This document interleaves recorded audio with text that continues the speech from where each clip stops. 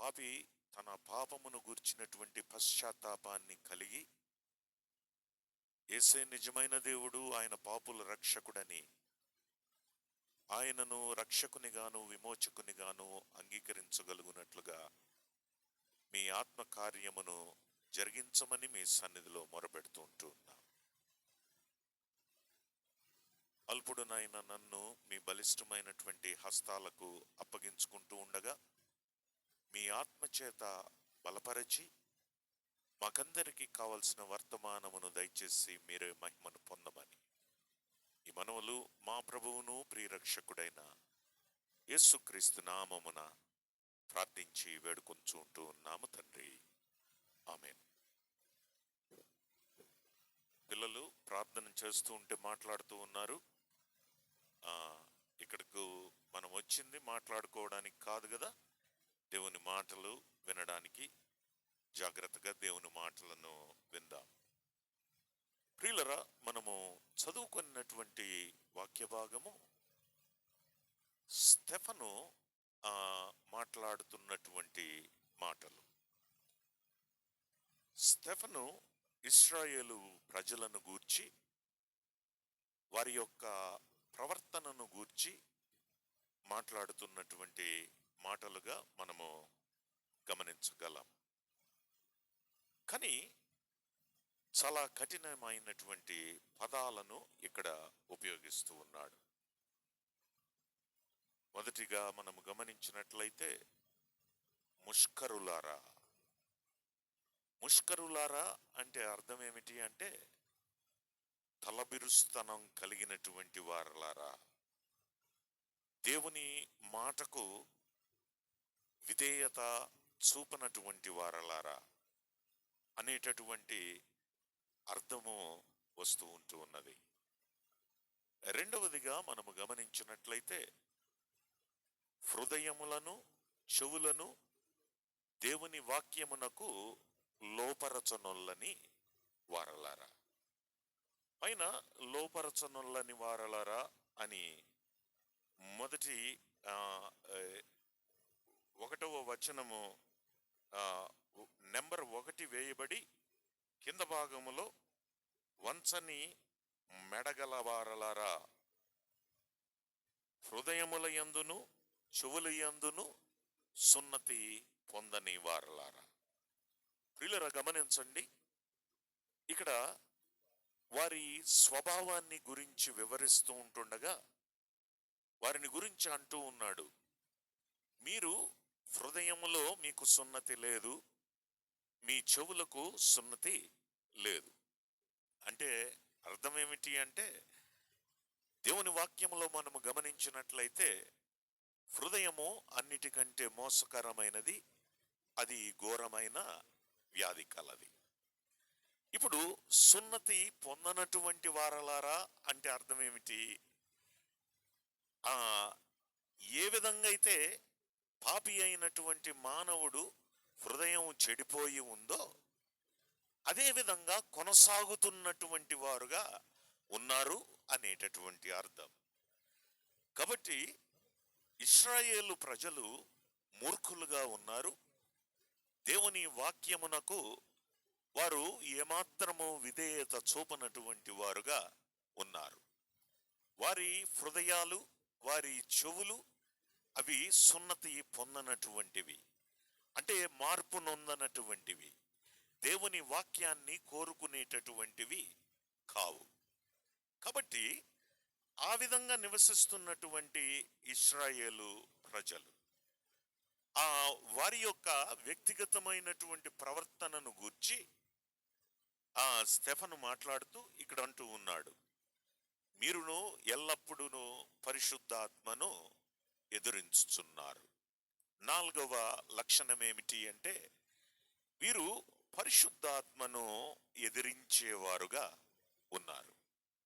ముష్కరులు హృదయమును చెవులను దేవుని వాక్యమునకు లోపరచనొల్లనేటువంటి వారు, వీరు పరిశుద్ధాత్మను ఎదిరించేవారు. తర్వాత వీరు 52వ వచనములో ప్రవక్తల ప్రవక్తలను హింసించేటటువంటి వారు, ప్రవక్తలను హింసించేటటువంటి వారు. ప్రియులరా, ప్రభువైనటువంటి యేసుక్రీస్తు వారు మాట్లాడుతూ హేబేలు మొదలుకొని జకర్యా వరకు మీరు ప్రవక్తలను చంపారు అని ప్రభువు మాట్లాడినటువంటి సందర్భము మనము ఎరుగుదుము. కాబట్టి వీరు ప్రవక్తలను చంపేటటువంటి వారుగా ఉన్నారు. ఇక్కడ ప్రవక్తలను గురించి మాట్లాడుతూ చివరికి ఇక్కడ మరొక వ్యక్తిని ఇక్కడ పరిచయం చేస్తూ ఉన్నాడు. ఎవరు ఆ వ్యక్తి అంటే, ఆ నీతిమంతుని రాకను గూర్చి ముందు తెలిపినటువంటి వారిని మీరు చంపారు. నీతిమంతుడైనటువంటి వాడు ఆయన వచ్చినప్పుడు మీరేం చేశారు అంటే ఆయనను అప్పగించి హత్య చేశారు. కాబట్టి ఇక్కడ వారి యొక్క స్వభావాన్ని తెలపడం మాత్రమే కాదు గాని వారి మీద ఒక ఆరోపణ స్టెఫను చేస్తూ ఉన్నాడు. ఏమిటి ఆ ఆరోపణ అంటే, ఇదిగో మీరు ప్రవక్తలను చంపారు, నీతిమంతుడైనటువంటి వానిని గురించి తెలిపినటువంటి వారిని మీరు చంపారు. ఆ నీతిమంతుడైనటువంటి వాడు వచ్చినప్పుడు మీరు ఆయనను అప్పగించి హత్య చేశారు. కాబట్టి ప్రియులారా గమనించండి, ఇశ్రాయేలీయుల స్వభావము ఎలాగుంది అంటే, వారు దేవుని మాటలకు విధేయత చూపేటటువంటి వారు కాదు. వారు దేవుని ప్రజలైనటువంటి వారిని, దేవుని సేవకులైనటువంటి వారిని చంపేటటువంటి వారుగా ఉన్నారు. చివరికి మెస్సయ్య ఆయన వచ్చినప్పుడు ఆయనను కూడా వారు సిలువ వేసి చంపారు. కాబట్టి ఈ మాటలను మనము గమనిస్తూ ఉంటుండగా, ఈ మాటలను పలకడానికి ముఖ్య మూల కారణం ఏమిటి అనేది మనము ఆలోచన చేయాలి. స్టెఫను ఎందుకు ఇంత కఠినంగా మాట్లాడుతూ ఉన్నాడు? వీరు చెడిపోయినటువంటి స్వభావము కలిగినటువంటి వారు. వారి చెడుతనమును బట్టి వారు స్టెఫనును చంపడానికి ప్రయత్నం చేస్తున్నటువంటి సంగతి 54వ వచనము నుంచి 60వ వచనము వరకు వ్రాయబడ్డాయి. ప్రియులరా, ప్రారంభము నుంచి మనము గమనించినట్లయితే స్టెఫను ఎలాగూ ప్రారంభిస్తూ ఉన్నాడు అంటే, మొట్టమొదట సర్వోన్నతుడైన దేవుడు, మహిమ కలిగినటువంటి దేవుడు అబ్రహామును పిలిచాడు. అక్కడ నుంచి ప్రారంభించి మోషే దాకా ఆ చరిత్రనంతా చెప్పుకొని వస్తూ ఇశ్రాయేలు ప్రజలను ఐగుప్తులో నుంచి ఇదిగో ఆ వాగ్దానము చేసినటువంటి ఆ కనానుకు విమోచకుడుగా మోషే నియమించబడ్డాడు. మోషే ద్వారా వారు నడిపించబడ్డారు.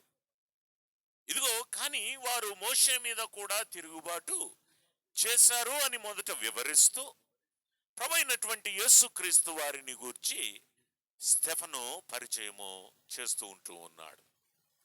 ప్రియులరా, ఈ మాటలను అర్థం చేసుకోవడానికి మొదటిగా ఇశ్రాయేలు ప్రజల యొక్క స్వభావం, ఇదిగో ముష్కరులారా, మీ హృదయాన్ని దేవుని మాటలకు లోపరచనున్నటువంటి వారలారా, నీతిమంతుని రాకడను తెలిపినటువంటి ప్రవక్తలను హత్య చేసినటువంటి వారలారా, నీతిమంతుడే మెస్సయ్య రాగా ఆయనను మీరు అప్పగించి హత్య చేశారు అని వారిని గురించి పలుకుతూ ఉంటుండగా వారు ఆ పళ్ళు నురుముతున్నట్లుగా మనము గమనించగలం. చూడండి 54వ వచనం. వారి మాటలు విని కోపముతో మండిపడి అతనిని చూచి పండ్లు కొరికిరి. అతనిని చూచి పండ్లు కొరికిరి. పండ్లు కొరుకుట అనేది ఎక్కడుంటుంది? పండ్లు కొరుకుట అనేది ఎక్కడుంటుంది? పండ్లు కొరుకుట అనేది ఎక్కడుంటుంది? ప్రియులరా, పాతాళములో ఉండేటటువంటి పరిస్థితి కదండి.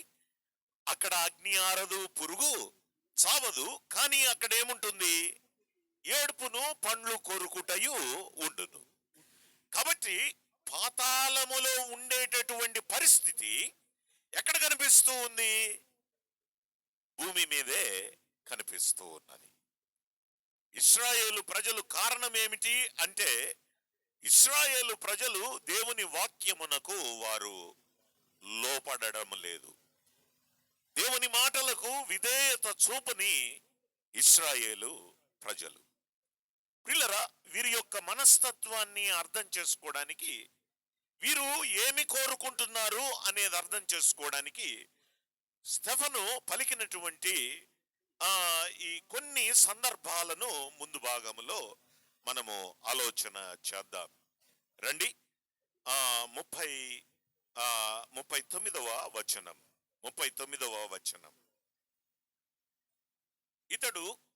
ఇతనికి మన పితరులు లోబడనొల్లక ఇతనిని త్రోసివేసి తమ హృదయములలో ఐగుప్తునకు పోగోరిన వారై మాకు ముందు నడుచునట్టి దేవతలను మాకు చేయము. ఐగుప్తు దేశములో నుండి మనలను తోడుకొని వచ్చిన ఈ మోషే ఏమాయనో మాకు తెలియదని అహరోనుతో అనిరి. పిల్లరా, గమనించండి. ఇక్కడ ఇశ్రాయేలు ప్రజలు ఐగుప్తు దాసత్వములో నుంచి విడిపించబడి కానానుకు వారు ప్రయాణమై వస్తూ ఉంటుండగా జరిగినటువంటి సంఘటన ఏమిటి అంటే, ఇదిగో మోషే ఆ దేవునితో మాట్లాడడానికి కొండ మీదకు వెళ్ళాడు. కొండ మీదకు వెళ్ళినప్పుడు ఇశ్రాయేలు ప్రజల యొక్క ప్రవర్తన ఎలాగుందో ఇక్కడ వివరించబడింది. వారు ఏమంటూ ఉన్నారు అంటే, ఇదిగో మేము తిరిగి ఐగుప్తులోనికి వెళ్ళాలి. కాబట్టి ఐగుప్తులోనికి మేము వెళ్ళాలి అంటే మాకు ఒక దేవత కావాలి. ఆ దేవతను ఇదిగో నువ్వే చేసి పెట్టాలి అని అహరోనుకు పని అప్పగిస్తూ ఉంటూ ఉన్నారు. కాబట్టి గమనించండి, దేవుడు ఐగుప్తు దాసత్వములో నుంచి ఇదిగో వారి మూల్గులను విని, వారి మొరలను విని, వారిని విడిపించి, ఇదిగో ఎర్ర సముద్రమును పాయలుగా చీల్చి, ఇదిగో మన్నాను ఆకాశ మండలములో నుంచి కురిపించి, వారు మాంసము తినాలి అన్నప్పుడు పూరేళ్లను కురిపించి, వారు వేసుకున్నటువంటి వస్త్రము పాతగిల్లలేదు, వారు వేసుకున్నటువంటి చెప్పులు ఏమాత్రము అరిగిపోలేదు. వారు నీళ్లు కావాలి అని అడిగినప్పుడు ఇదిగో బండను చీల్చి వారికి నీళ్లను ఇచ్చినటువంటి దేవుడు. బాబా మాట్లాడదు. పిల్లల గమనించండి. కాబట్టి దేవుడు వారిని మన్నాతో పోషిస్తూ ఉన్నాడు. వారు నీళ్లను అడిగినప్పుడు నీళ్లను ఇచ్చినటువంటి వాడు. కానీ వీరు ఇదిగో అరణ్యములో ఉంటూ ఉండగా వీరి కోరిక ఏమిటి అంటే, మేము తిరిగి ఐగుప్తులోనికి వెళ్ళాలి అని కోరుకుంటూ ఉన్నారు. పిల్లరా, దాసత్వాన్ని మరలా కోరుకుంటూ ఉన్నారు. దేవుడిచ్చినటువంటి ఆహారము వారికి చప్పగా ఉంది. కానీ వీరు మా ముందు నడుచున్నట్టు దేవతలను మాకు చేయము. చూడండి ఆ వచనం, 40వ వచనం. మాకు ముందు నడుచున్నట్టి దేవతలను మాకు చేయము. పిల్లరా, గమనించాలి. జీవము కలిగినటువంటి దేవుణ్ణి విడిచిపెట్టి వీరు కోరుకుంటున్నటువంటిది ఏమిటి అంటే, జీవము లేనటువంటి దేవతలను, దేవుళ్లను వీరు కోరుకుంటున్నటువంటి వారుగా ఉన్నారు. ఎందుకు వీరు ఈ దేవుళ్లను కోరుకుంటూ ఉన్నారు అని మనము ఆలోచన చేసినట్లయితే, వారు ఒక్క మాటను గమనించండి. ఆ 41వ వచనము చివరి భాగం, 41వ వచనము చివరి భాగం. ఆ దినములలో వారొక దూడను చేసుకుని ఆ విగ్రహమునకు బలి అర్పించి తమ చేతులతో నిర్మించిన వాటి యందు ఉల్లసించిరి. వారు ఆ దేవతను బట్టి వారు ఏం చేస్తూ ఉన్నారు అంటే వారు ఆనందిస్తూ ఉంటూ ఉన్నారు. ఉల్లసించిరి అంటే ఉల్లసించిరి అనేటటువంటి పదము ఇక్కడ వ్రాయబడింది. దీని వివరణ మనము గమనించినట్లయితే రండి, కొరింథీయులకు వ్రాసినటువంటి మొదటి పత్రిక 10వ అధ్యాయం. కొరింథీయులకు వ్రాసినటువంటి మొదటి పత్రిక 10వ అధ్యాయం 7వ వచనం. జనులు తినుటకును త్రాగుటకును కూర్చుండి ఆడుటకు లేచిరి. ప్రియులారా గమనించండి, ఉల్లసించుట అనే దానికి అర్థం ఇది. ఏమిటి వారు చేస్తున్నది? వారు తినుచు త్రాగుచు ఆడుటకు లేచిరి. కాబట్టి వారు తినడానికి, తాగడానికి, పార్టీలు చేసుకోవడానికి ఏ దేవుడు వారికి ఉండకూడదు? జీవము కలిగినటువంటి దేవుడు వారికి ఉండకూడదు. జీవము కలిగినటువంటి దేవుడు అటువంటి ప్రవర్తన కలిగినటువంటి వారిని ఏం చేస్తాడు? ఆయన శిక్షిస్తాడు. కాబట్టి చూడనటువంటి దేవుళ్ళు అవసరం, మాట్లాడలేనటువంటి దేవుళ్ళు అవసరం. కాబట్టి కళ్ళుండి చూడలేనటువంటి దేవతలు అవసరం. అటువంటి దేవతలు దేవుళ్లను కలిగి ఉండడం వలన వారు తమ ఇష్టం వచ్చినట్టుగా జీవించవచ్చు. కాబట్టి ఇశ్రాయేలు ప్రజలు పాడైపోయినటువంటి వారు, మూర్ఖ హృదయము కలిగినటువంటి వారు, దేవుని వాక్యమునకు ఏమాత్రము లోబడేటటువంటి వారు కాదు. వారి హృదయాలు సున్నతి పొందనటువంటివిగా ఉన్నాయి. వారి జీవితం ఎలాగుంది అంటే జీవము కలిగిన దేవుణ్ణి వదిలిపెట్టి జీవము లేనటువంటి దేవుళ్లను ఏర్పరచుకుంటూ ఉన్నారు. ఎందుకు అంటే వారు చేసేటటువంటి పాపాన్ని ఖండించనటువంటి దేవుళ్ళు వాళ్ళకి కావాలి. ప్రియులారా, వారు ఈ దేవుని యొక్క శక్తిని ఎరగనటువంటి వారా అంటే కాదు.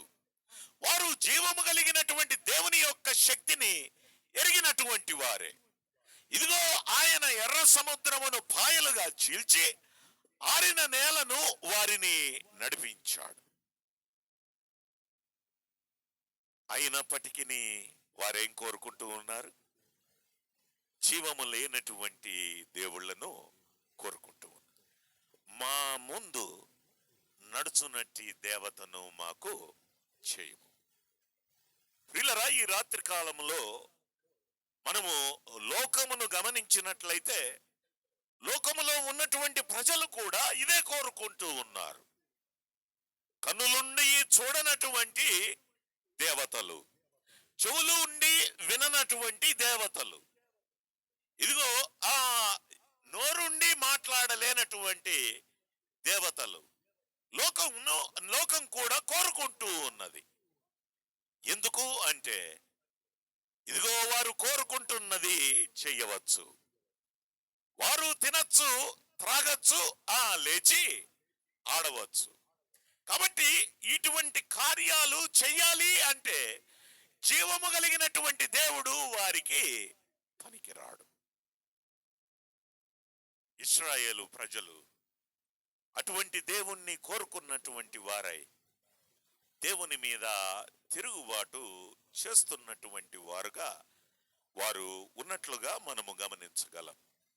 చూడండి, ఈ విగ్రహాలను గురించి మనము ఆలోచన చేసినట్లయితే ఇశ్రాయేలు ప్రజలు ఇదిగో దూడను చేసుకున్నారు, విగ్రహాలను చేసుకున్నారు. రండి, కొరింథీయులకు వ్రాసినటువంటి మొదటి పత్రిక 10వ అధ్యాయములో మనము విగ్రహాలను గురించి మనము ఆలోచన చేసినట్లయితే ఒక మాటను మనము ఆలోచన చేయగలం. కొరింథీయులకు వ్రాసినటువంటి మొదటి పత్రిక 10వ అధ్యాయము 20వ వచనం.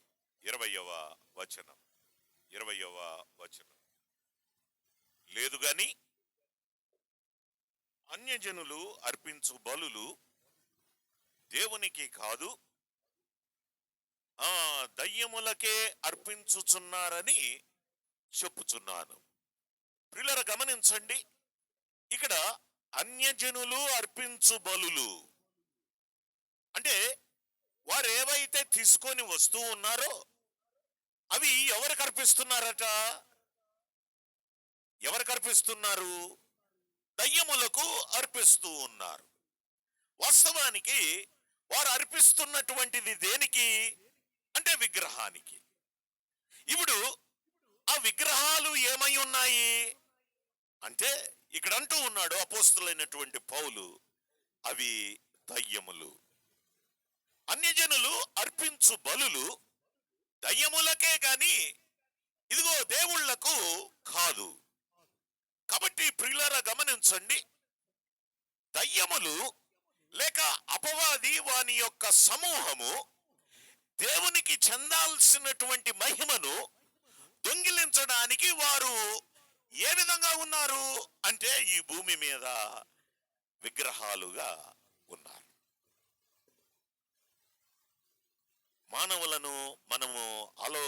మానవులను గురించి మనము ఆలోచన చేసినట్లయితే వారి యొక్క ఆలోచన ఎలాగుందో ఒకసారి మనము మరొక మాట ద్వారా ఆలోచన చేద్దాం. రండి, రోమీలకు వ్రాసిన పత్రిక మొదటి అధ్యాయం. రోమీలకు రాసినటువంటి పత్రిక మొదటి అధ్యాయం 23వ వచనం. 23వ వచనం. అవునయ్యా. వారు అక్షయుడగు దేవుని మహిమను క్షయమగు మనుషుల యొక్కయు పక్షుల యొక్కయు చతుష్పాద 4 కాళ్ళు కలిగినటువంటి జంతువుల యొక్కయు పురుగుల యొక్కయు ప్రతిమా స్వరూపముగా మార్చిరి. ప్రియులారా జాగ్రత్తగా ఆలోచన చేయండి. వారు అక్షయుడగు దేవుని మహిమను అంటే అక్షయుడు అంటే క్షయము కానటువంటి వాడు. జీవము కలిగినటువంటి దేవుడు ఆయన క్షయమైపోయేవాడు కాదు. ఆయన ఆది అంతము లేనటువంటి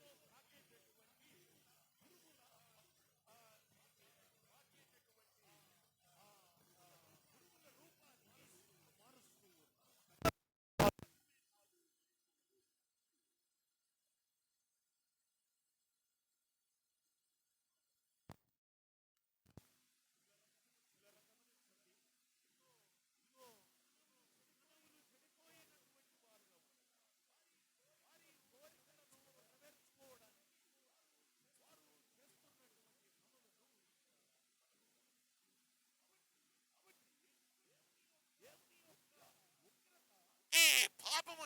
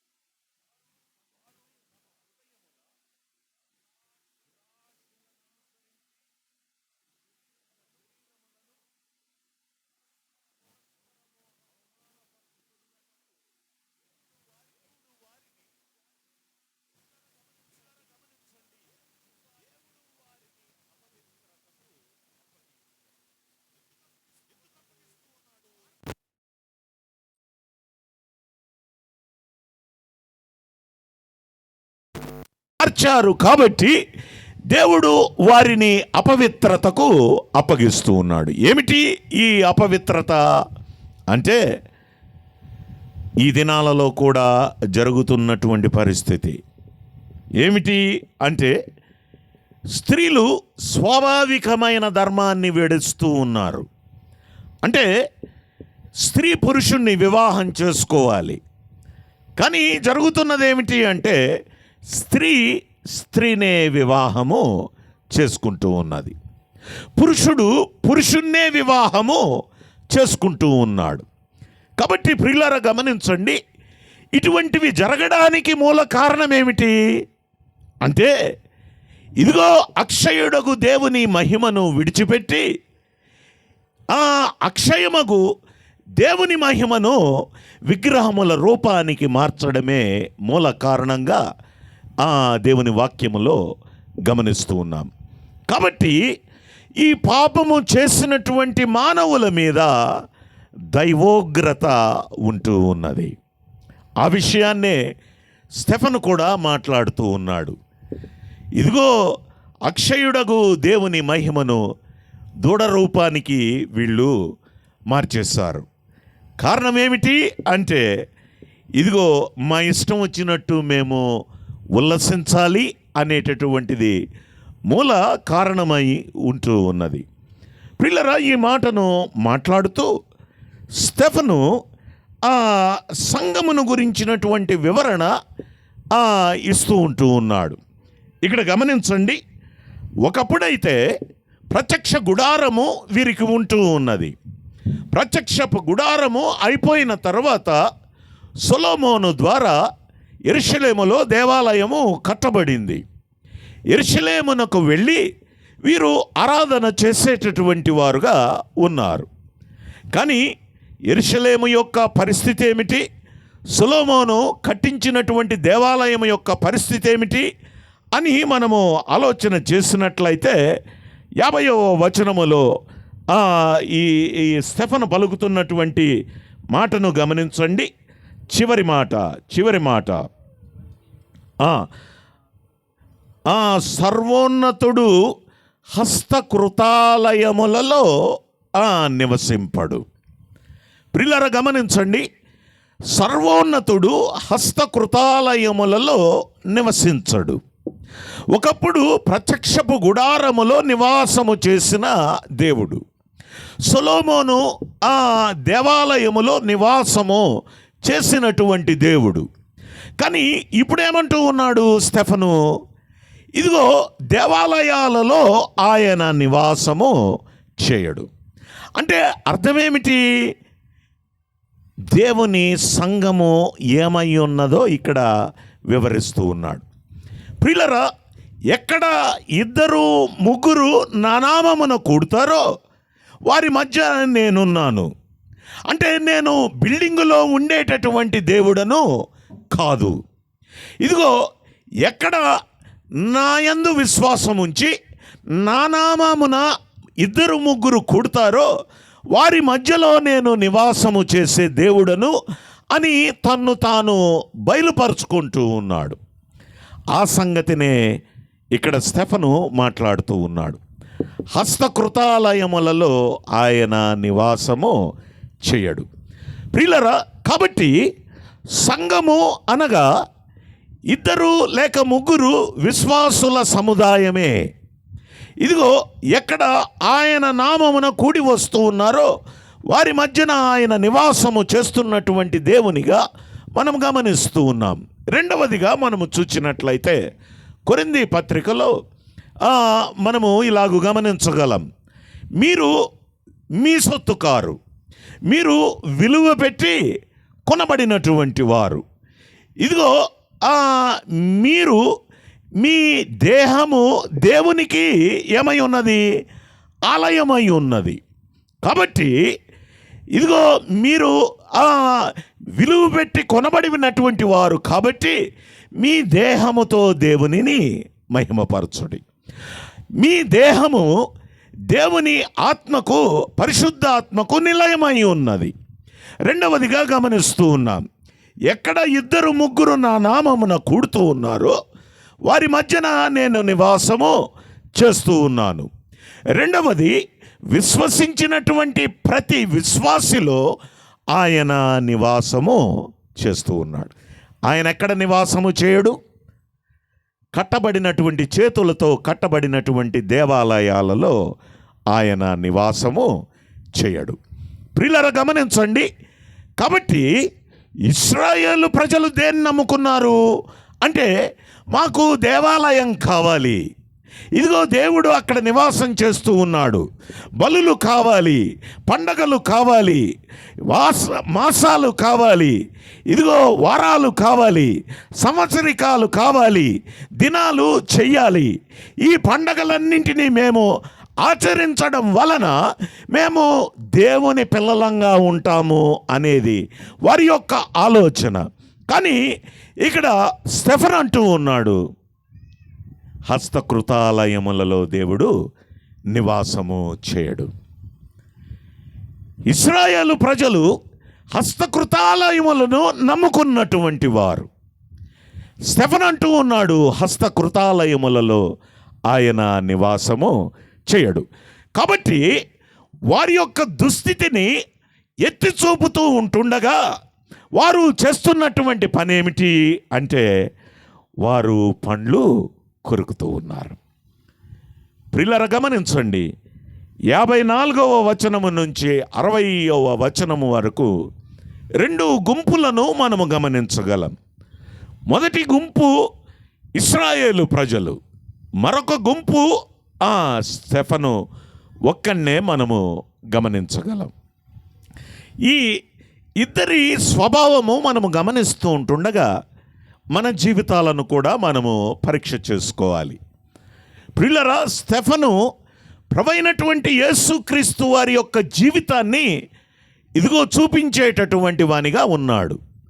ఇశ్రాయేలు ప్రజలైతే పాపులైనటువంటి వారు ఎలాగూ ప్రవర్తిస్తారో అనేటటువంటిది తేటగా వీరు చూపుతున్నటువంటి వారుగా ఉన్నారు. గమనించండి. మొదటిది, వారు 54వ వచనం, వారి మాటలు విని కోపముతో మండిపడి అతనిని చూచి పండ్లు కొరికిరి. కోపపడుతూ ఉన్నారు, మండిపడుతూ ఉన్నారు, పండ్లు కొరుకుతూ ఉన్నారు. కాబట్టి ప్రవర్తన ఎలాగుంది అంటే, భూమి మీదే పాతాళములో జరిగేటటువంటి పాతాళములో ఉండేటటువంటి మనుషులు ప్రవర్తించేటటువంటి విధానము భూమి మీద వీరు చూపిస్తున్నటువంటి వారుగా ఉన్నారు. రెండవదిగా మనము చూచినట్లయితే 55వ వచనములో ఇక్కడ స్టెఫెను యొక్క ప్రవర్తన ఎలాగుందో మనము గమనిస్తూ ఉన్నాం. అతడు పరిశుద్ధాత్మతో నిండుకొనిన వాడై ఆకాశము వైపు తేరుచూచి.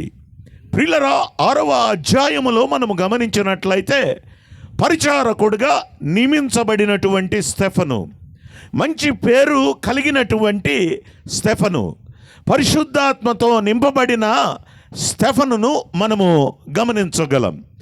మొట్టమొదటిసారి సంఘములో పరిచారకులు నియమింపబడగా ఇదిగో ఆ పరిచారకులలో ఒకడుగా ఉన్నటువంటి స్టెఫెను. కానీ పరిచారకుడుగా నియమింపబడ్డాడు, కానీ ఇప్పుడు ఒక గొప్ప ప్రసంగాన్ని చేస్తూ ఉంటూ ఉన్నాడు. ప్రభు యొక్క ప్రేమను వివరిస్తూ ఉంటూ ఉన్నాడు. ఇక్కడ మనం చూచినట్లయితే ఆకాశము వైపు తేరిచూచి, ఆకాశము వైపు తేరిచూచి.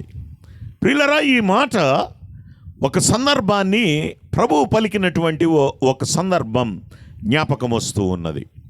లూకా సువార్త 18వ అధ్యాయంలో ఇద్దరు ప్రార్థన చేయడానికి దేవాలయము దగ్గరకు వెళ్ళారు. ఒకడు సుంకరి, మరొకడు పరిసయ్యుడు.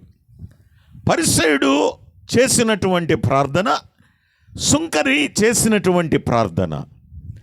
ప్రియులారా, సుంకరి ప్రార్థనను మనము గమనించినట్లయితే ఆకాశము వైపు కన్నులెత్తుటకైనను ధైర్యము చాలక అనే మాటను మనము గమనించగలం.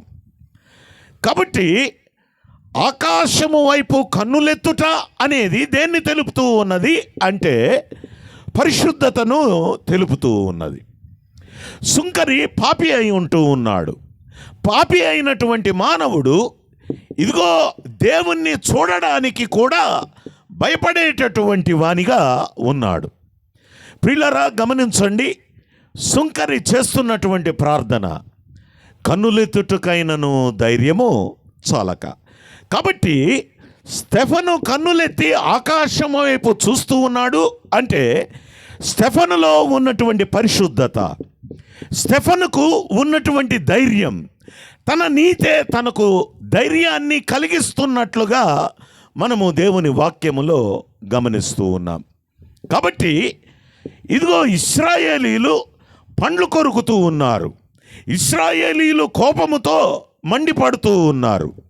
కానీ దేవుని యందు విశ్వసించినటువంటి ఒక వ్యక్తి ఇదిగో పరిస్థితులు భిన్నంగా ఉన్నప్పటికీ ఆయన యొక్క ప్రవర్తన ఎలా ఉంది అంటే దేవుని వైపు చూస్తూ ఉన్నాడు. అమ్మా, నీకు నాకు వ్యతిరేకంగా పరిస్థితులు ఉన్నప్పుడు మన ప్రవర్తన ఎలాగుంది? మన ప్రవర్తన ఎలాగుంటుంది? ఇదిగో చుట్టూ చేరినటువంటి మనుషులు నిందిస్తూ ఉన్నారు, దూషిస్తూ ఉన్నారు, చేతుల్లో రాళ్ళు ఉన్నాయి, ఏ నిమిషంలోనైనా కొట్టడానికి వారు సిద్ధపడి ఉంటూ ఉన్నారు. కానీ ఈ భిన్నమైనటువంటి పరిస్థితులలో ఎలాగూ తప్పించుకొని పారిపోదామా అనే ఆలోచన కాదు. ఎవరి వైపు చూస్తూ ఉన్నాడు? దేవుని వైపు చూస్తూ ఉన్నాడు. కాబట్టి పరిస్థితులు మనలను కృంగదీసేటట్లుగా మనం ఉండకూడదు. పరిస్థితులు మనకు వ్యతిరేకంగా ఉన్నప్పుడు మనము ఎవరి వైపు చూడాలి అంటే ప్రభువు వైపు చూడవలసినటువంటి వారమని హెచ్చరించబడుతూ ఉన్నాం.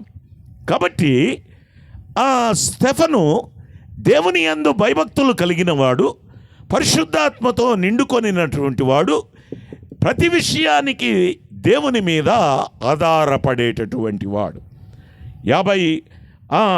56వ వచనము చూచినట్లయితే, ఇప్పుడు ఆకాశము వైపు తేరి చూస్తున్నటువంటి స్టెఫను ఒక దృశ్యాన్ని గమనిస్తూ ఉన్నాడు.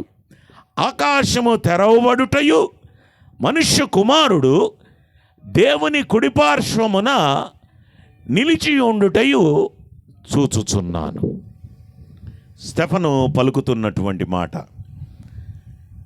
ఆకాశము తెరవబడుటయు మనుష్య కుమారుడు దేవుని కుడిపార్శ్వమున నిలుచుండుటయు చూచుచున్నాను. ఆయన పునరుద్ధానుడైన తరువాత ప్రభువైనటువంటి యేసుక్రీస్తు వారు ఎక్కడికి వెళ్ళారు చెప్పాలి? దేవుని కుడిపార్శ్వమునకు వెళ్ళారు. దేవుని కుడిపార్శ్వమున ఆయన ఏం చేస్తున్నాడు? రండి, ఎఫెసీయులకు వ్రాసినటువంటి పత్రిక 1వ అధ్యాయం. అయ్యా, మీరు జవాబు చెప్తూ ఉన్నట్లయితే అంటే అర్థమవుతుందా లేదా అనే సంగతి మాకు కూడా తెలుస్తుంది. దాన్ని బట్టి ఇంకా కొంచెం లోతుకి వెళ్ళాలా లేకపోతే వివరణ సరిపోద్దా అనేటటువంటి ఆలోచన మాకు కూడా ఉంటుంది. కాబట్టి దయ ఉంచి సమాధానము చెప్పాల్సిందిగా ప్రభు నామంలో మిమ్మల్ని కోరుతూ ఉంటూ ఉన్నాను. రండి, ఎఫెసీయులకు రాసినటువంటి పత్రిక 1వ అధ్యాయము 20వ వచనం చివరి భాగంలో మనము ఒక మాటను గమనిద్దాం. ఈ యుగమునందు మాత్రమే గాక రాబోవు యుగమునందును పేరు పొందిన ప్రతి నామము కంటేను ఎంతో హెచ్చుగా పరలోకమునందు ఆయనను తన కుడి పార్శ్వమున ఎక్కడున్నాడు? ప్రభు కుడి పార్శ్వమున ఉన్నాడు. కూర్చొనున్నాడా, నిలబడి ఉన్నాడా? కూర్చుండబెట్టును, ఆయన కూర్చున్నాడు. ఇక్కడ మనము స్టెఫను చూస్తున్నటువంటి దృశ్యం ఏమిటి? ఆయన దేవుని కుడిపార్శ్వమున నిలిచి ఉన్నాడు. జాగ్రత్తగా ఈ వ్యత్యాసాన్ని అర్థం చేసుకోవాలి. ప్రియులారా, కూర్చుండుట అనేది ఆయన ముగించినటువంటి పనిని తెలియజేస్తూ ఉంది. అర్థమవుతుందండి? ఆయన ముగించినటువంటి పని ఏమిటి? కలువరి శిలువలో ఆయన పలికాడు, సమాప్తమయ్యింది, టెటిలెస్టాయ్. అంటే నాకేదైతే పని అప్పగించబడిందో, ఇదిగో పాపమానవాళి నిమిత్తమై నేను మరణించడానికి ఈ లోకంలోనికి వచ్చాను. కాబట్టి నాకు అప్పగించబడినటువంటి పని అది. ఆ పనిని కలువరి శిలువలో నేనేం చేశాను? దానిని ముగించేశాను. దానిని ముగించిన తరువాత ప్రభువైనటువంటి యేసుక్రీస్తు వారు శిలువలో మరణించి సమాధిలో పెట్టబడి 3వ దినాన మృత్యుంజయుడై తిరిగి లేచి 40 దినములు భూమి మీద నివసించి ఆయన పరలోకమునకు ఆరోహణుడయ్యాడు. కాబట్టి పరలోకమునకు హెచ్చింపబడిన ప్రభువైన యేసుక్రీస్తు వారు ఆయన ఎక్కడున్నారు? తండ్రి కుడిపార్శ్వమున ఆయన కూర్చుండబెట్టబడ్డాడు. అన్ని నామముల కంటే పైనామము ఆయనకు ఇవ్వబడింది. కానీ ఇప్పుడు స్టెఫను చూస్తున్నటువంటి దృశ్యం ఏమిటి అంటే, నిలబడి ఉన్న ప్రభువైన యేసుక్రీస్తు వారు. అది ఆయన ప్రస్తుతము నిర్వర్తిస్తున్న యాజకత్వాన్ని తెలుపుతూ ఉన్నది. ప్రియులారా, వ్యత్యాసము అర్థం చేసుకోవాలి. కూర్చుండుట అనేది ఆయన ముగించిన పనిని తెలుపుతూ ఉన్నది. ఆయన నిలబడి ఉన్నాడు అనేటటువంటిది ఆయన ప్రస్తుతము నిర్వర్తిస్తున్నటువంటి యాజకత్వాన్ని తెలుపుతూ ఉన్నది. అంటే ఇదిగో మన నిమిత్తమై ఆయన తండ్రి దగ్గర విజ్ఞాపన చేస్తూ ఉన్నాడు. ఇదిగో ఆయన మన కొరకై, ఇదిగో మన పక్షాన మనము ఈ లోకములో నివసిస్తూ ఉంటుండగా, ఇదిగో మనము పాపము చేసేటటువంటి వారంగా ఉంటూ ఉండగా, మనము బలహీనులంగా ఉంటూ ఉండగా, మనందరి నిమిత్తమై ఆయన దేవుని సన్నిధిలో మొర్రపెడుతూ ఉన్నాడు. యాజకత్వాన్ని నిర్వర్తిస్తున్న ప్రభువైన యేసుక్రీస్తు వారు. కాబట్టి గమనించండి, ఇక్కడ రాళ్లతో కొట్టబడబోతున్న స్టెఫను ఇదిగో ఆయన నిమిత్తమై ప్రభువైనటువంటి యేసుక్రీస్తు వారు తండ్రి కుడిపార్శ్వమున కూర్చున్నవాడు లేచి తండ్రికి మొరపెడుతున్నటువంటి వానిగా ఉన్నాడు. ఎంత ప్రేమ, ఎంత ప్రేమ! అమ్మా, నా నిమిత్తమై, మనందరి నిమిత్తమై ఇదిగో ప్రతి క్షణము ప్రతి నిమిషము మొరపెడుతున్నటువంటి ప్రియ ప్రభువును ఈ మాట చూపిస్తూ ఉంటూ ఉన్నది.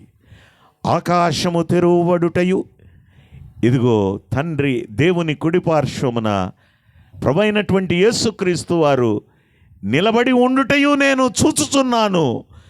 ఆ గొప్ప దృశ్యం. వాస్తవానికి పరిశుద్ధాత్ముడు ఈ మాటను ఎందుకు రాయించాడు అంటే, ఇశ్రాయేలు ప్రజలలో ఉన్నటువంటి మాట ఏమిటి అంటే, యేసుక్రీస్తు వారు నిజంగా చనిపోలేదు అనేటటువంటి ఆలోచన పుకారులు ఆ దినాలలో యూదా అధికారులు పుట్టించారు. ఇదిగో యేసుక్రీస్తు వారు సమాధిలో నుంచి లేవగా ఆ దృశ్యాన్ని చూసినటువంటి సైనికులు వెళ్ళి ఆ అధికారులకు తెలిపారు. తెలిపినప్పుడు వారు చేసినటువంటి పని ఏమిటి? వారికి డబ్బులు ఇచ్చి, ఇదిగో ఆయన శిష్యులు ఎత్తుకొని వెళ్ళారు ఆయన దేహాన్ని అని పుకారు పుట్టించమని వారు తెలిపారు. ఆ విధంగా ప్రచారము ఇశ్రాయేలు ప్రజల్లో జరిగింది. ఈ దినానికి వారు నమ్ముతున్నటువంటిది ఏమిటి అంటే, మెస్సయ్య రాలేదు, యేసు ప్రభువు రాలేదు, ఆయన కలువరి శిలువలో మరణించాడు, సమాధిలో పెట్టబడ్డాడు, ఆయన తిరిగి లేవలేదు. కాబట్టి వచ్చినటువంటి వాడు మెస్సయ్య కాదు అనేటటువంటి ఆ ఆలోచన ఇశ్రాయేలు ప్రజలు ఈ దినాన వరకు కలిగి ఉంటూ ఉన్నారు. కాబట్టి ఇప్పుడు స్టెఫను ఈ మాట పలుకుటలో ఆ కుమారుడైనటువంటి యేసుక్రీస్తు వారు తండ్రి కుడిపార్శ్వమున నిలిచుండుట నేను చూచుచున్నాను అంటే అర్థమేమిటి? ఆయన కలువరి శిలువలో మరణించాడు, సమాధిలో పెట్టబడ్డాడు, మూడవ దినాన మృతిని గెలిచి తిరిగి లేచాడు. ఆయన సజీవుడుగా ఇదిగో పరలోకములో ఉన్నాడు అనే సత్యాన్ని తెలుపుతూ ఉన్నాడు. ఎప్పుడైతే ఈ మాటను ఇశ్రాయేలు ప్రజలు విన్నారో వాళ్ళు రాళ్లను తీసుకున్నారు, స్టెఫనును రాళ్లతో కొట్టి చంపుతూ ఉన్నారు. ప్రియులారా, మాటను గమనించండి. 58వ వచనం. పట్టణపు వెలుపలికి అతనిని వెళ్ళగొట్టి ఎవరిని ఊరి వెల్లపటికి తీసుకొని వెళ్తారు? ఎవరిని ఊరి వెల్లపటికి తీసుకొని వెళ్తారు? ఎవరైతే పాపము చేశారో, ఎవరైతే వ్యభిచారము చేశారో వారిని ఊరి వెల్లబటకు తీసుకొని వెళ్ళి రాళ్లతో కొట్టి చంపడం అనేటటువంటిది ఇశ్రాయేలు ప్రజలలో ఉన్నటువంటి కట్టడ. కానీ ఇదిగో నేను ఆ కుమారుణ్ణి, దేవుని కుమారుణ్ణి చూస్తూ ఉన్నాను, యేసుక్రీస్తు వారిని చూస్తూ ఉన్నాను. మీరైతే ఆయన చచ్చిపోయాడు, ఆయన దేహాన్ని ఆయన శిష్యులు తీసుకొని వెళ్ళారు అని మీరు ప్రచారం చేస్తూ ఉన్నారే, కాదు, మీరు చెబుతున్నది పచ్చి అబద్ధం. ఆయన జీవిస్తూ ఉన్నాడు. ఆయన పరలోకములో తండ్రి కుడిపార్శ్వమున నిలబడి ఉంటూ ఉన్నాడు. ఆయన తన చేతులను నా వైపు చాస్తూ ఉన్నాడు అని ప్రకటిస్తూ ఉంటుండగా వీరి మాట అబద్ధంగా స్టెఫను నిరూపిస్తూ ఉంటుండగా వారు రాళ్ళు తీసుకున్నారు, స్టెఫనును రాళ్లతో కొట్టి చంపుతూ ఉన్నారు. ప్రియులారా, గమనించండి, ఎవరైతే క్రీస్తు సాక్షులుగా నిలబడతారో వారికి మరణం అనేటటువంటిది తప్పదు. గమనించండి, ఇక్కడే 10వ అధ్యాయములో, అపోస్తుల కార్యములు 10వ అధ్యాయములో ప్రభువైనటువంటి యేసుక్రీస్తు వారిని గూర్చి పలకబడినటువంటి మాటను గమనించండి. 38వ వచనం, 10వ అధ్యాయము 38వ వచనం. అదేదనగా, దేవుడు నజరేయుడైన యేసును పరిశుద్ధాత్మతోనూ శక్తితోనూ అభిషేకించిననున్నదియే. దేవుడాయనకు తోడై ఉండెను గనుక ఆయన మేలు చేయుచు అపవాది చేత పీడింపబడిన వారినందరినీ స్వస్థపరచుచు సంచరించుచుండెను. గమనించండి, ప్రభువైనటువంటి యేసుక్రీస్తు వారు భూమి మీద ఆయన పరిచర్య, ఆయన అపవాది చేత పీడింపబడిన వారినందరినీ స్వస్థపరచుచు ఆయన అందరికీ మేలు చేస్తూ ఉన్నాడు. మేలు చేస్తూ ఉంటుండగా వారు చేసినటువంటి పని ఏమిటి? 39వ వచనం చివరి భాగం. ఆయనను వారు మ్రానున వేలాడదీసి చంపిరి. గమనించండి, ఆయన వారికి మేలు చేశాడు, వారు ఆయనకేం చేస్తూ ఉన్నారు? ఆయనను మ్రానున వేలాడదీసి చంపిరి. మేలుకు ప్రతిగా కీడు చేస్తున్నటువంటి ఇశ్రాయేలు ప్రజలు. ప్రియులారా, గమనించండి, విశ్వాస జీవితాలు అనేక సార్లు ఇలాగే ఉన్నాయి. క్రైస్తవులముగా పిలువబడుతున్నటువంటి మన జీవితాలు కూడా ఇలాగే ఉన్నాయి. ప్రియులారా, మేలు చేయవలసినటువంటి మనము కీడే చేస్తూ ఉన్నాం. ఇదిగో మేలు చేసేటటువంటి వారిని ఇదిగో వారి మీద బురద చల్లడానికి ప్రయత్నము చేస్తూ ఉన్నాం.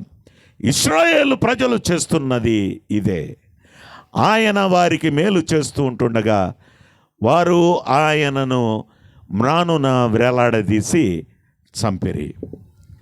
ప్రియులారా, ఇదిగో సువార్తను ప్రకటిస్తున్నటువంటి స్టెఫనును వారు రాళ్లతో కొట్టి చంపిరి. అయినా అటువంటి పరిస్థితులలో స్టెఫను యొక్క ప్రవర్తన ఎలాగుందో చూడండి. 59వ వచనం. ప్రభువును గూర్చి మొర్రపెట్టుచు, యేసు ప్రభువా, నా ఆత్మను చేర్చుకొనమని స్టెఫను పలుకుచుండగా వారు అతనిని రాళ్లతో కొట్టిరి. ఏమంటూ ఉన్నాడు? నా ఆత్మను చేర్చుకొనుము. ప్రభు ఏమన్నారు?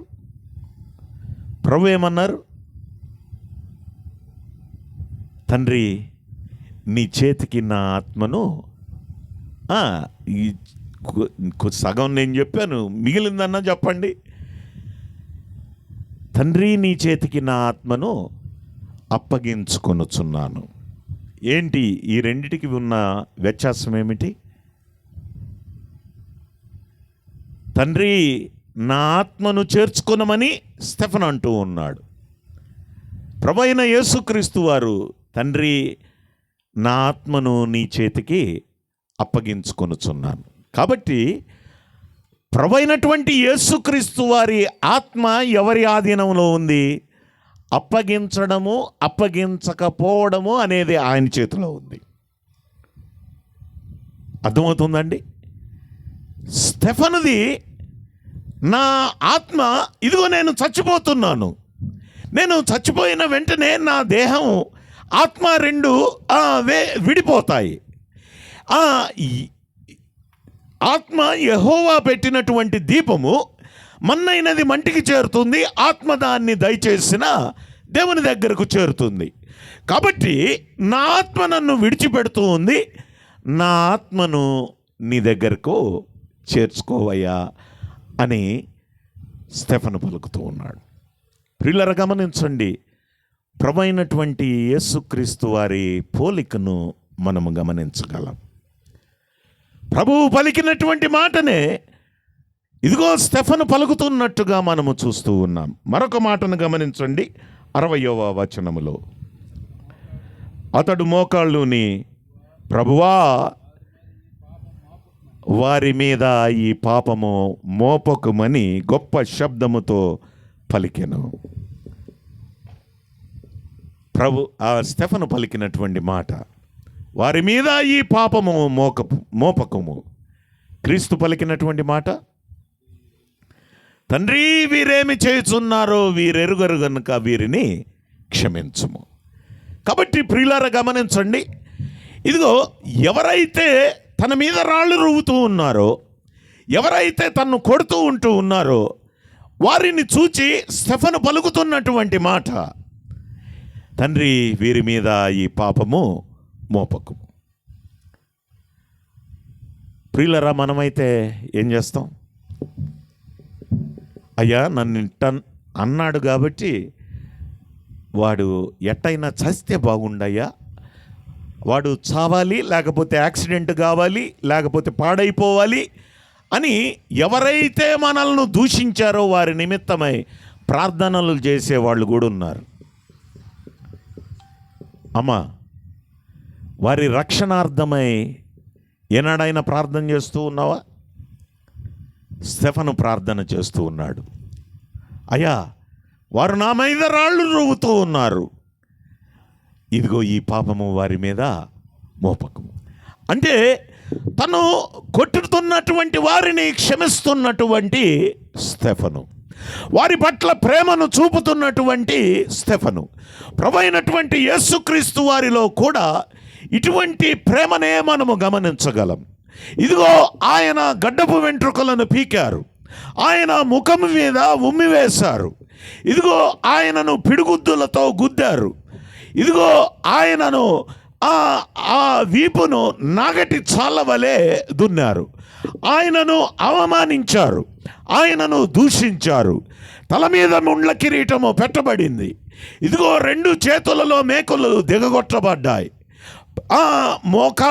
కాళ్ళలో పాదాలలో మేకు దిగగొట్టబడింది, ప్రక్కలో బల్లెపు పోటు, ఇదిగో దేహములో దేహమంతా రక్తసిక్తమై మాంసము ముద్దగా తయారైనటువంటి ప్రభు అయినటువంటి యేసుక్రీస్తు వారు ఆయనను కొట్టినటువంటి వారిని చూచి, తండ్రి వీరేమి చేయుచున్నారో వీరెరుగరు గనుక వీరిని క్షమించుము. అయ్యా, ఆయన ఎందుకు ఆ శిక్షను తీసుకున్నాడు అంటే నీ పాపముల నుండి నిన్ను రక్షించడానికే. పాపము చేసినది నువ్వు, పాపానికి రావాల్సినటువంటి శిక్ష నీది. ఇదిగో నీవు అక్షయుడగు దేవుణ్ణి వదిలిపెట్టేసి క్షయమైనటువంటి వాటిల్ని దేవుళ్ళుగా దేవతలుగా నిర్మించుకున్నావు. కాబట్టి దైవోగ్రత నీ మీద ఉంది. ఇదిగో దేవుని ఉగ్రత నీ మీదకుండి అపవిత్రతకు వాస్తవానికి నీవు అప్పగించబడ్డావు.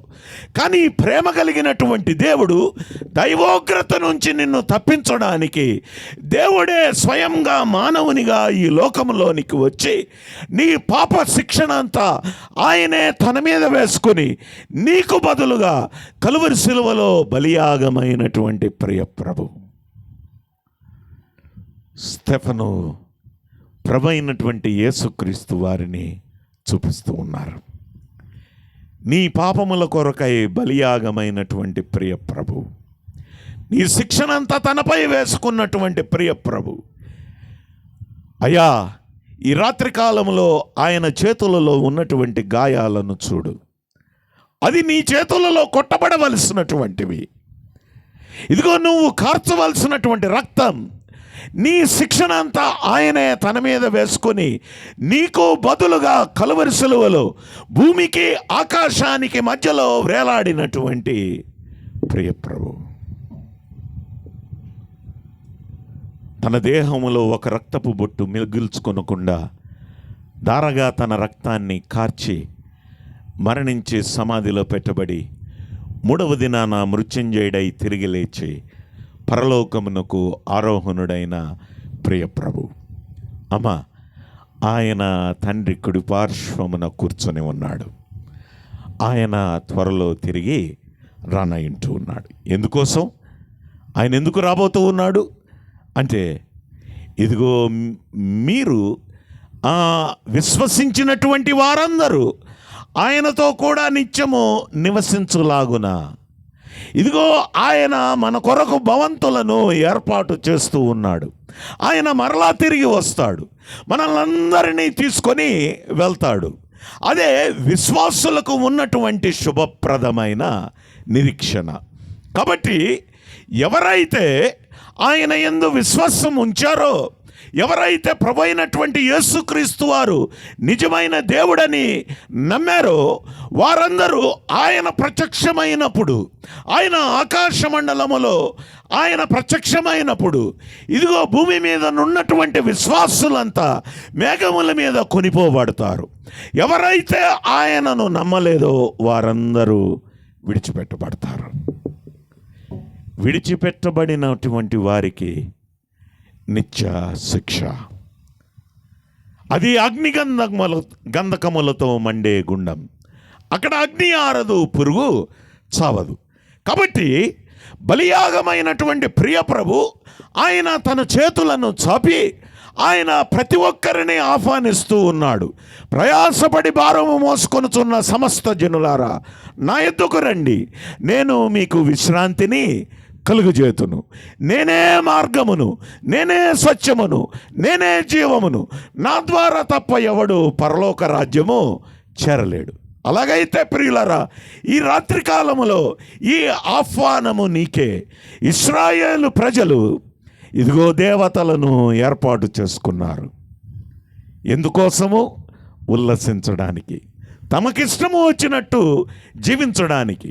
కాబట్టి భూమి మీద ఉన్నటువంటి ప్రజలంతా వారికి ఇష్టం వచ్చినటువంటి మార్గానికి తొలగిపోయారు. ఇదిగో వారికి ఇష్టం వచ్చినట్టు జీవిస్తూ ఉన్నారు. దేవునికి విరోధులైపోయారు. విరోధులైనటువంటి మానవుల కొరకు ప్రాణం పెట్టినటువంటి ప్రియ ప్రభు తన గాయపడినటువంటి చేతులు చాపి ఆయన అంటూ ఉన్నాడు, నా యొద్దకు వచ్చు వారిని నేనే మాత్రమో త్రోసివేయను. క్షమించుటకు సిద్ధ మనసు కలిగినటువంటి వాడను. అలాగైతే ఈ రాత్రి కాలంలో ఇదిగో నీ కొరకు బలియాగమైనటువంటి ప్రియ ప్రభు తన చేతులు చాపి నిన్ను ఆహ్వానిస్తూ ఉంటుండగా, ఇదిగో ఆయన దగ్గరకు వస్తావా? నీ హృదయం అనే తలుపు తెరిచి, యేసయ్యా, జన్మకర్మల పాపినైనా నన్ను క్షమించు, నన్ను నీ బిడ్డగా చేసుకో, ఇదిగో నన్ను నీ రాజ్య వారసునిగా చేయి, నా జీవితానికి ప్రభువుగా ఉండు అని అడిగినట్లయితే ఆయన నీ ప్రతి పాపమును క్షమించి, ఆయన రక్తం చేత నీ ప్రతి పాపమును కడిగి నిన్ను పరిశుద్ధునిగా చేసి నిత్య రాజ్యానికి, మోక్ష రాజ్యానికి వారసునిగా చేస్తాడు. ప్రియులరా, గమనించండి, స్టెఫను ఇశ్రాయేలీల జీవితాన్ని తేటగా చూపిస్తూ ఉన్నాడు. ఇదిగో వారు దేవుని ప్రజలే, కానీ ఇదిగో సున్నతి చేయబడని హృదయములు కలిగిన వారు, సున్నతి లేనటువంటి చెవులు కలిగినటువంటి వారు. నా పరిస్థితి ఏంది? క్రైస్తవులమని చెప్పుకుంటున్నాం, కానీ అమ్మా, స్టెఫను చూపినటువంటి జీవితం నీలో నాలో ఉందా? ఒకసారి విశ్వసించినటువంటి వారు పరీక్ష చేసుకుందాం. క్రీస్తు మనస్సు మీరును కలిగి ఉండడి. విశ్వసించినట్లయితే, అయ్యా, ఇదిగో దేవాలయాలలో దేవుడు లేడు, నీ హృదయమే, నీ దేహమే దేవుని ఆలయం. ఎక్కడ 2-3 నా నామమున కూడుతూ ఉన్నారో వారి మధ్య నివాసము చేస్తానన్నటువంటి దేవుడు ఇదిగో నీ హృదయంలోనికి వచ్చి నివాసం చేయాలని కోరుతూ ఉంటుండగా, నీ శిక్షణ ఆయన తీసుకొని నీకు బదులుగా బలియాగమైనటువంటి ప్రియ ప్రభువును నీ రక్షకునిగా గుర్తిస్తే అది సాధ్యమవుతుంది. ఆయనను నీ రక్షకునిగా, ప్రభువుగా అంగీకరించు. ఆయన నిన్ను ప్రతి పాపము నుండి ప్రతి పాపమును క్షమించి నిన్ను తన రాజ్యానికి వారసునిగా చేస్తాడు. దేవుడు ఈ మాటలను మన కొరకై దీవించి ఆశీర్వదించునుగాక. తలలు వంచినట్లయితే ప్రార్థన చేసుకుందాం.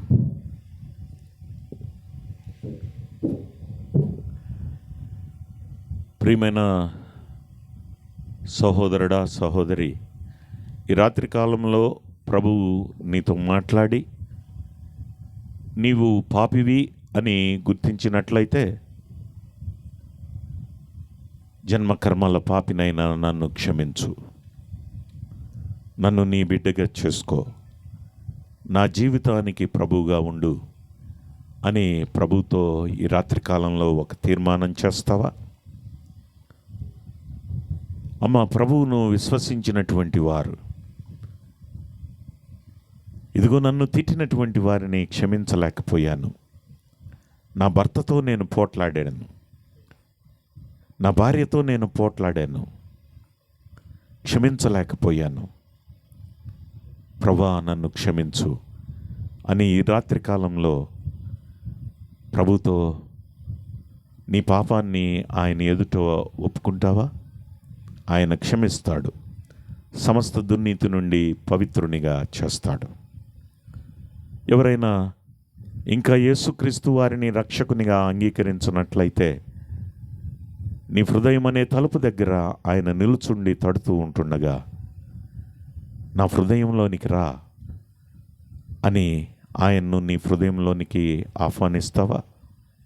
ఈ రాత్రి కాలంలో అలాగూ ఆహ్వానించడానికి ఇష్టపడుతూ ఉన్నట్లయితే మీ కుడి హస్తాన్ని చూపిస్తే మీ కొరకు మేము ప్రార్థన చేస్తాం. ప్రభువైన యేసుక్రీస్తు వారిని రక్షకునిగా, ప్రభువుగా అంగీకరించాలని ఇష్టపడుతూ ఉన్నట్లయితే మీ కుడి చేతిని చూపిస్తే మీ కొరకు మేము ప్రార్థన చేస్తాం. ఎవరైనా ఉన్నారా?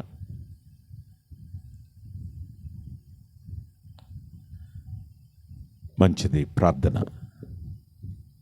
ప్రియ పరలోకపు తండ్రి, స్టెఫను జీవితం ద్వారా మా జీవితాలను హెచ్చరించినందుకై మీకు కృతజ్ఞతాస్తుతులు చెల్లిస్తూ ఉన్నాం. విత్తబడిన మాటలకు నీరు కట్టి ఫలింపును అనుగ్రహించండి. విగ్రహాలు మాయా స్వరూపంలో దేవునికి చెందవలసినటువంటి మహిమను దొంగిలించే దయ్యములు. ఇశ్రాయేలు ప్రజలు వాటినే ఆశ్రయించారు. కానీ మేము నమ్మిన దేవుడు జీవం కలిగిన దేవుడు. ఆయన సర్వాన్ని సృష్టించిన సృష్టికర్త. ఆయన నిత్యుడగు తండ్రి. ఆకాశ విశాలములను పరిచినటువంటి వాడు. అంత గొప్ప దేవుణ్ణి మా జీవితాలలో కలిగి ఉండడం క్రీస్తు ద్వారా మాకు దొరికిన గొప్ప భాగ్యం. మా పాప జీవితాన్ని తండ్రి మీ సన్నిధిలో ఒప్పుకుంటూ ఉన్నాం. క్రీస్తు మనస్సు మాలో లేదు. ఎవరైనా మమ్మల్ని ఒక మాట అంటే మాట పడలేనటువంటి స్థితి. కానీ ఈ పాపము వారి మీద మోపకము. వీరేమి చేయుచున్నారో వీరెరుగరు గనుక వీరిని క్షమించుము అని పలికినటువంటి మాటలు మా జీవితాలను సవాలు చేస్తూ ఉన్నాయి. క్రీస్తు మనస్సు మాలో లేదు. మమ్మలను క్షమించండి. మీ కొరకు జీవించడానికి సహాయమును దయచేయండి. విత్తబడిన మాటలకు నీరు కట్టి ఫలింపును అనుగ్రహించి మీరే మహిమను పొందమని ఈ మనవులు మా ప్రభువును ప్రియరక్షకుడైన యేసుక్రీస్తు నామమున ప్రార్థించి వేడుకొంచుంటూ ఉన్నాము తండ్రి. ఆమేన్. అందరికీ వందనాలండి.